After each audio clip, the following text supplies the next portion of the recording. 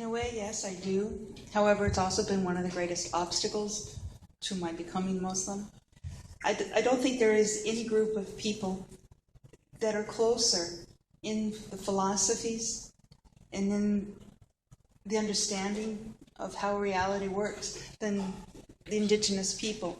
But because so much has been ripped from us, our identity, our language, our culture, there's a term, it's called generational trauma, that makes what should be the closest to us, to me, I believe, from the research that I've done, it's the hardest party to do dawah to, because there is so many restrictions around them, because they're so defensive, because everything has been taken away.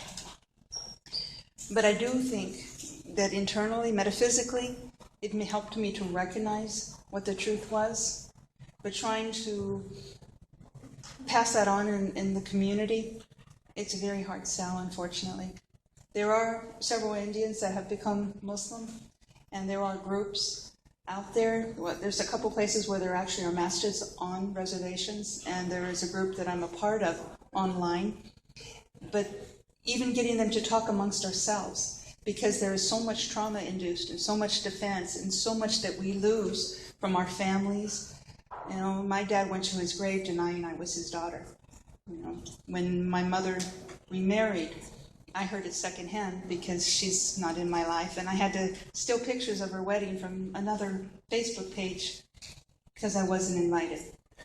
Converts lose a lot, and sometimes it is very, very lonely. Particularly when the holidays come up, Shahr Ramadan, this should be a wonderful time. Everybody's getting together with everybody's family.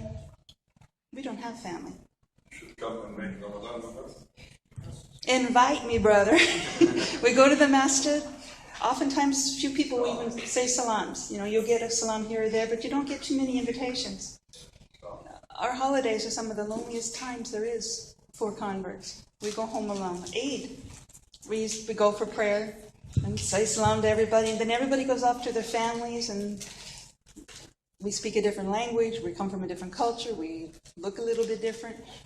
We walk out that masjid alone most of the time. So that's something I really wish we would put more effort towards. And it's not just converts, but also our children who are falling asleep over there. You know, he needs to be made apart. He needs to be invited to things. He's not Arabic speaking. He looks a little different, but he's a Muslim. And he was born a Muslim, and that's all he knows. And he needs to be able to be welcomed by his brothers and sisters in the community. We really need to work on that, or we're going to lose our children.